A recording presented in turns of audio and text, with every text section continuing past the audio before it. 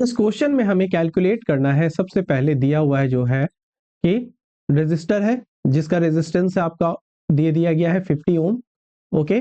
और यहाँ पे कैपेसिटर है जिसका कि कैपेसिटेंस आपका दिया हुआ है 25 by pi microfarad, okay.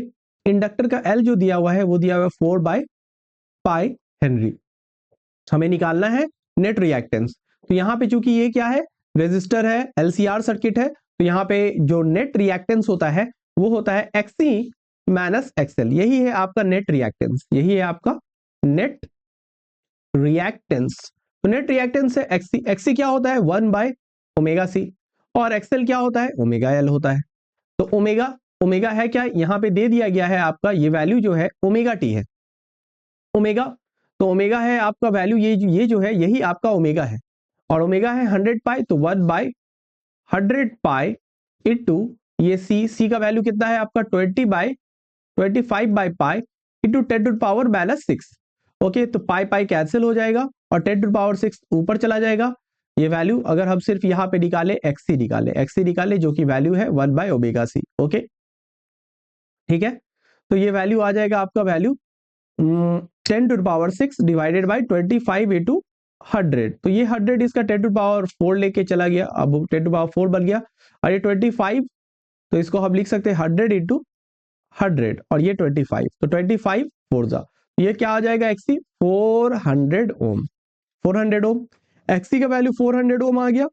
XL का वैल्यू निकाल लेंगे, एक्सएल का वैल्यू होता है ओमेगा एल, ओमेगा आपका 100 पाई है, और एल का वैल्यू है 4 बाय पाई, तो पाई पाई कैंसिल हो गया, ये भी वैल्यू आ गया आपका 400 ओम। तो एक्सी माइनस एक्सएल का वैल्यू आ जाएगा आपका 0 ओम। तो नेट रिएक्टेंस आपका क्या है 0 है। इंपीडेंस निकालना है हमें, इंपीडेंस Z, तो Z इक्वल टू क्या होता है, Z इक्वल टू होता है XC minus XL to power whole square plus R square. तो एक्सी माइनस एक्सएल तो आपका 0 है, तो आर स्क्वायर, तो ये वैल्यू क्या आ जाएगा, ये वैल्यू आपका 0 है, तो वैल्यू क्या आ जाएगा आर हो जाएगा। और आर का वैल्यू कितना है, आर का वैल्यू आपका दिया हुआ है 50 ओम।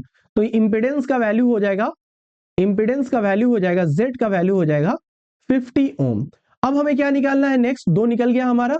अब नेक्स्ट निकालना है इफेक्टिव वैल्यू ऑफ करंट, यानी कि RMS value of current, I RMS निकालना है। तो आई आरएमएस इक्वल टू क्या होता है, V RMS divided by Z.